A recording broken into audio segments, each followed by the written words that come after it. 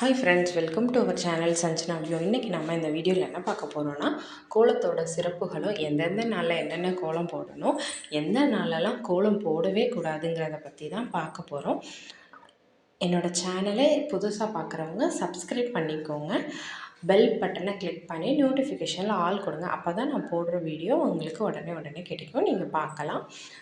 வாங்க வீடியோக்குள்ளே போகலாம். கோலம் போடுறதுங்கிறது பண்டைய காலத்துலேருந்தே காலையில் எழுந்திரிச்சோன்னே வாசல் தெளித்து கோலம் போட்டுட்டு தான் இந்த வேலை பார்க்கணும். அப்போ தான் மகாலட்சுமி வீட்டுக்குள்ளே வருவாங்க அப்படிலாம் சொல்லி இப்போ வர வர வர அந்த மரபெல்லாம் அப்படியே மறந்து போயிடுச்சு.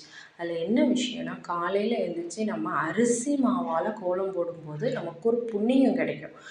எறும்பு, கிளி, பறவைகள்லாம் அதை சாப்பிடும்போது ஒரு இதுக்கு அன்னதானம் பண்ணதுக்கான பலன் நமக்கு கிடைக்கும். அதனால தான் காலையிலே எழுந்திரிச்சு அரிசி மாவால் கோலம் போடணும்னு சொல்லுவாங்க. நம்ம இப்போ போடுற அந்த கல் மாவால் போடுறதுனால ஒன்றுமே கிடைக்காது. அதனால் இனியாவது எல்லோரும் அரிசி மாவில் கோலம் போட பழகிக்கோங்க. நமக்கு ரொம்ப நல்லது. அப்போ தான் நம்ம வீட்டுக்கு மகாலட்சுமி வாசம் செய்வாங்க, நல்லது நடக்கும், பாசிட்டிவாக இருக்கும்.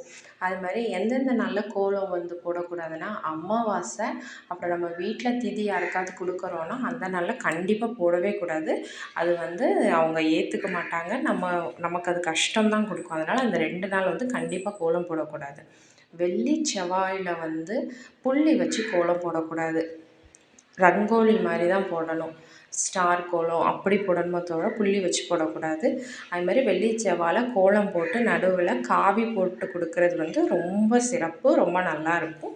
அப்புறம் தேர் கோலம், சங்கு கோலம் இதெல்லாம் வாசலில் விடவே கூடாது. ஏன்னா அது கால் மிதிப்படுற இடம், அதனால் அங்கே விடக்கூடாது. சாமி அறையில், பூஜை அறையில் மட்டும்தான் அந்த மாதிரி கோலங்கள். இந்த நல்ல பாரம்பரியத்தை நம்ம குழந்தைகள்லாம் மறந்துட்டு வர்றாங்க.